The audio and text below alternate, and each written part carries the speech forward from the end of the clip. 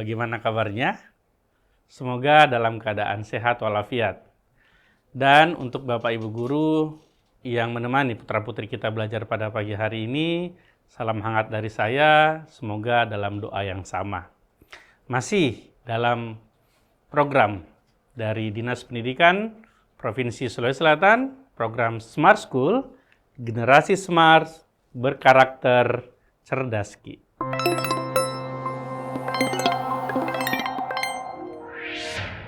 Nah, baik adik-adik, pada hari ini saya Muhammad Asri akan kembali dalam pertemuan menghadapi UTBK SNBT yang mana kalau kita melihat hari ini kiranya H-59 hari lagi, 58 hari lagi menuju UTBK. Semoga kalian sudah siap ya tentunya dalam hal pembelajaran kita dalam menghadapi nanti di SNBT. Nah, untuk pagi ini saya akan membawakan pengetahuan dan pemahaman umum terkait dengan sintaksis, fungsi, dan pola kalimat. Dari sintaksis itu sendiri ya adik-adik, bahwa sintaksis itu adalah linguistik kebahasaan yang mempelajari susunan kalimat. Ya. Nah, yang pertama harus adik-adik pahami dengan baik fungsi-fungsi kalimat karena ini akan hadir baik itu di pengetahuan pemahaman umum maupun hadir juga di pemahaman bacaan dan menulis. Olehnya adik-adik harus paham betul mengenai fungsi-fungsi yang ada pada kalimat. Yang pertama adalah kehadiran dari yaitu subjek ya. Nah, jadi subjek ini harus kalian pahami dengan baik bahwa unsur yang berfungsi sebagai pokok pembicaraan. Ingat ya, dia sebagai pokok pembicaraan suatu kalimat. Nah, umumnya diisi oleh kata atau frasa benda, baik itu yang konkret maupun yang abstrak. Sebagai contoh, pengusaha itu telah memajukan kota ini. Tentunya dalam kalimat ini yang berfungsi sebagai subjek adalah pengusaha itu. Jadi kalian harus selalu mengamati bahwa yang berada pada awal kalimat itu kita anggap aja dia subjek. Karena anggapannya hanya ada dua adik-adik. Kalau tidak subjek maka dia keterangan gitu ya yang berada di awal kalimat itu. Nah, itu seperti itu. Jadi kecuali kalau dalam kalimat yang tidak efektif atau tidak baku, nah itu baru analisisnya berbeda. Tapi selama kalimat itu efektif atau kalimat itu baku, maka yang berada pada awal kalimat kalau tidak subjek berarti dia keterangan. Itu ya? Oke, baik. Nah, kemudian contoh yang lain misalnya kalau pengusaha itu kan ini jelas ya berjenis kata benda dan memang dia konkret. Tapi kalau dikatakan berkata jujur adalah ajaran dari keluarganya. Nah, berkata jujur ini adalah sifatnya memang kata benda yang sifatnya abstrak, tapi dalam posisi kalimat ini dia juga sebagai subjek. Ya, seperti itu. Jadi, ini yang adik-adik harus pahami dengan baik. Oke, berikutnya adalah predikat. Nah, predikat itu adalah unsur kalimat yang berfungsi menjelaskan subjek. Jadi, keberadaannya itu dia sebagai penjelasan bagi subjek. Dia menjelaskan subjek, gitu ya. Predikat memiliki fungsi yang sangat penting karena ketidakhadiran predikat pada sebuah kalimat maka akan menyebabkan tidak jelasnya makna suatu kalimat tersebut. Atau ini juga menjadi ragam soal terkait dengan kalimat yang tidak efektif, yaitu ketidakhadiran dari predikat pada kalimat tersebut. Ya, itu dia. Nah, jadi ini harus kita pahami dengan baik. Next, ya. Nah, kita lihat di sini, adakah pada kalimat Raisa menjelaskan materi yang sulit, ya? Jadi di sini, ya, tentunya kalian sudah akan mengatakan bahwa Raisa ini adalah sebagai subjeknya, kemudian menjelaskan ini adalah sebagai predikatnya. Jadi ini subjeknya, menjelaskan predikatnya, ya. Kalau mau dilanjutkan, materi yang sulit ini adalah objeknya. Jadi pola kalimatnya adalah SPO, ya seperti itu. Di mana predikat itu umumnya memang diisi oleh kata kerja, ya. Kata kerja bisa diawali oleh awalan me, awalan ber, ya, itu jadinya ke kata kerja. Tapi tidak selamanya juga diisi oleh kata kerja, ada kalanya predikat juga diisi oleh kata sifat, ya, kata benda pun atau kata bilangan. Ya, seperti itu. Jenis katanya ya. Nah, contoh kalimat kedua, Pak Dudung memuji satu di antara muridnya. Berarti kalau di sini Pak Dudung akan sebagai subjek, memuji adalah predikat, satu di antara muridnya adalah objek. Ya, seperti itu. Jadi jelas ya, di sini predikatnya adalah unsur yang keberadaannya menjelaskan dari subjek tersebut. Ya, oke.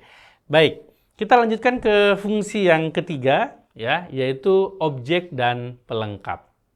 Nah, fungsi kalimat yang letaknya berada di belakang predikat. Karena itulah keduanya ini sering tertukar dan bahkan disamakan. Padahal sesungguhnya kedua fungsi itu memiliki karakteristik yang berbeda. Nah, ini harus adik-adik pahami antara objek dengan pelengkap. Ya, objek dan pelengkap. Jadi misalnya saya kasih contoh seperti ini adik-adik ya, kalimatnya.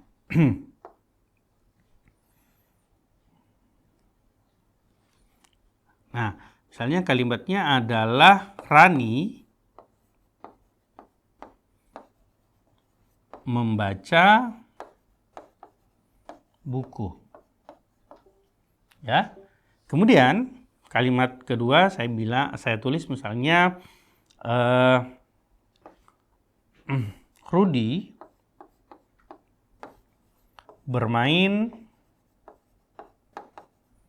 bola. Nah, jadi letak perbedaannya jelas adik-adik di sini ya.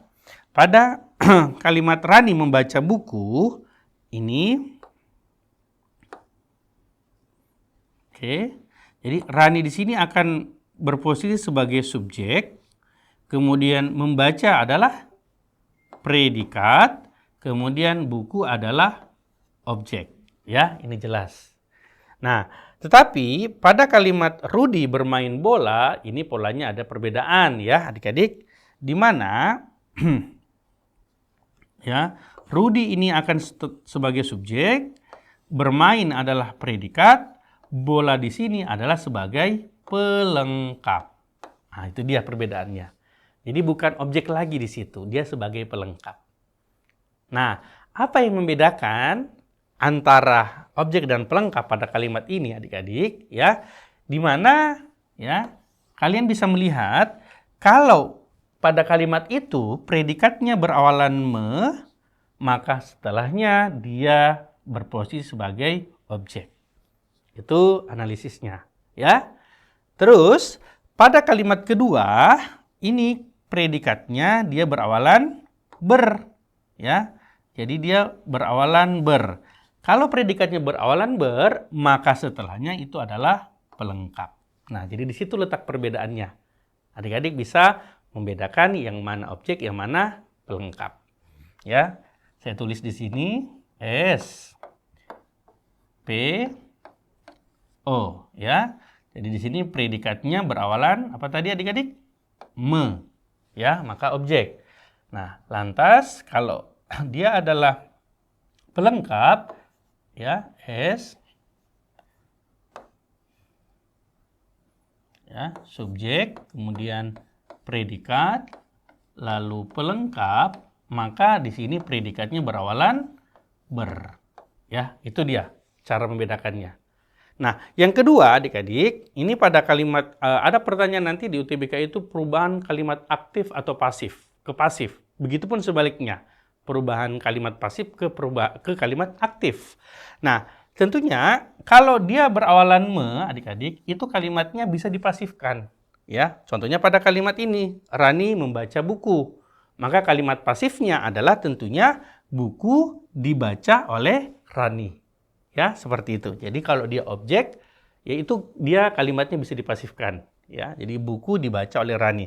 Tapi pada kalimat kedua, ini tidak bisa dipasifkan. Ya, karena memang kalau dia pelengkap itu dia tidak bisa dipasifkan. Ya, seperti itu. Nah, itu adik-adik bisa kalian screenshot layarnya untuk mempelajari lagi nanti kalau ada pertanyaan berikutnya. Ya, seperti itu. Jadi itu perbedaan antara objek dengan pelengkap. Ya. Oke, kita lanjutkan. Next.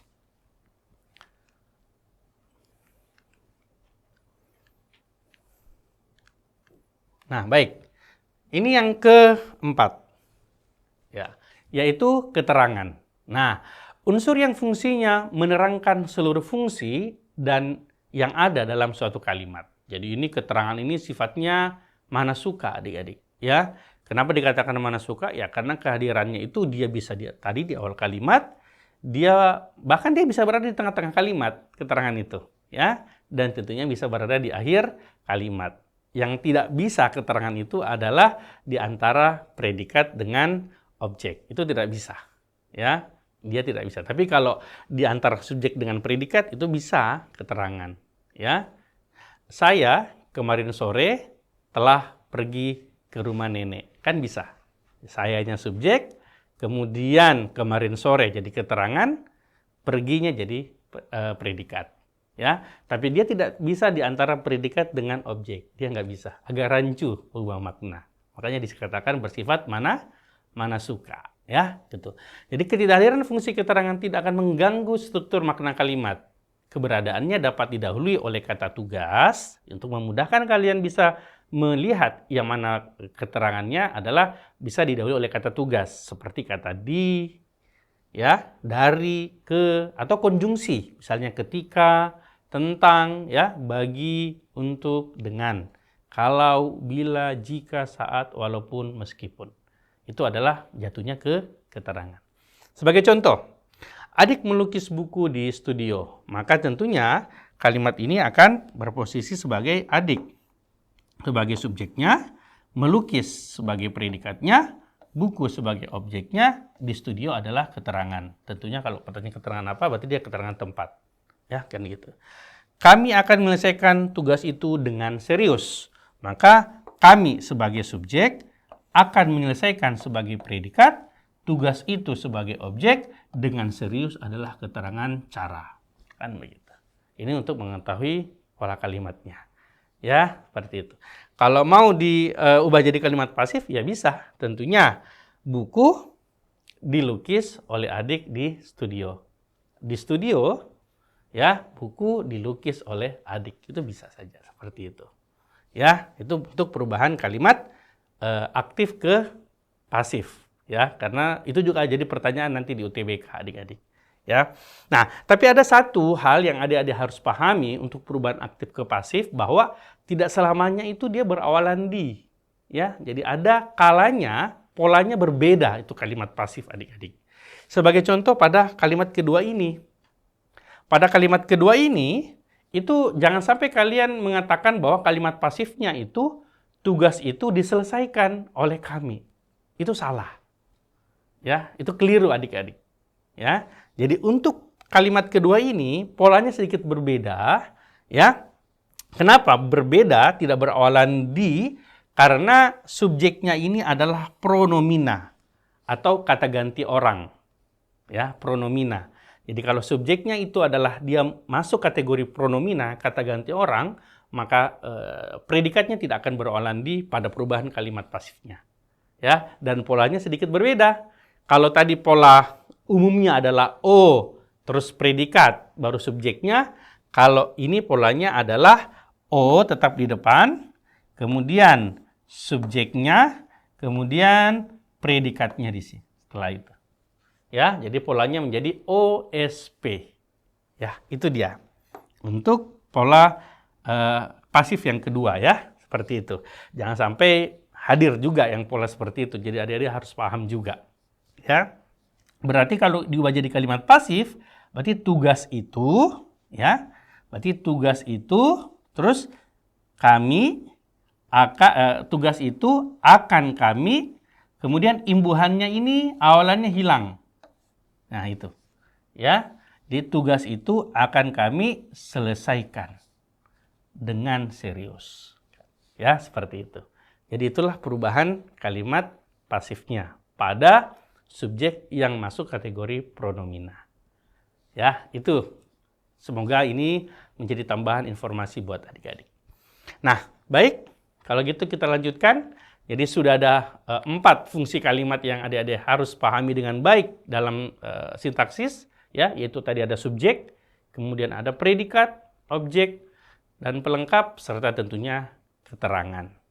Ya, ini sudah cukup banyak nih pertanyaan nanti yang terkait dengan sintaksis dengan kalimat. Ya, adik-adik harus pahami dengan baik. Nah, kita masuk di soal berikutnya. Ya, kita masuk di soal adik-adik. Nah, ini dia. Oke, perhatikan kalimat berikut. Ya.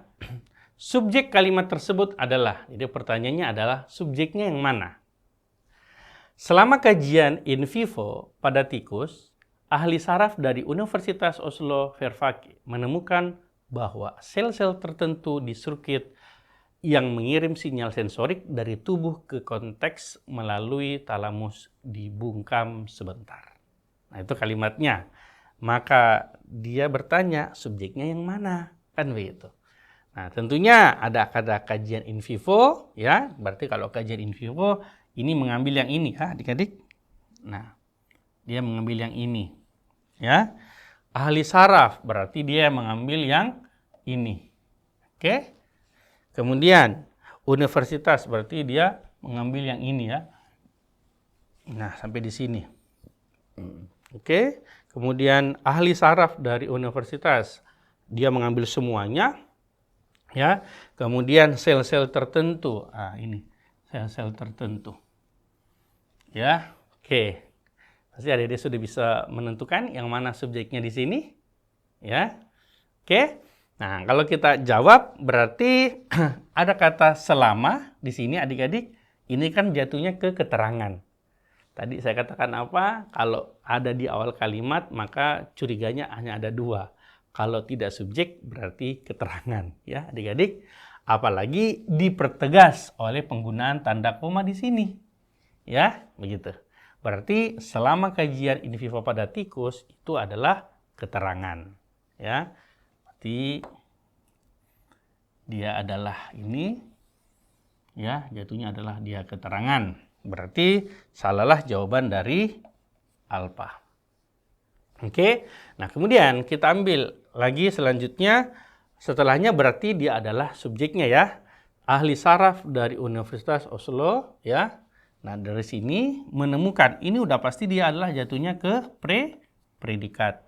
Berarti bahwa sel-sel tertentu ini masuknya di keterangan.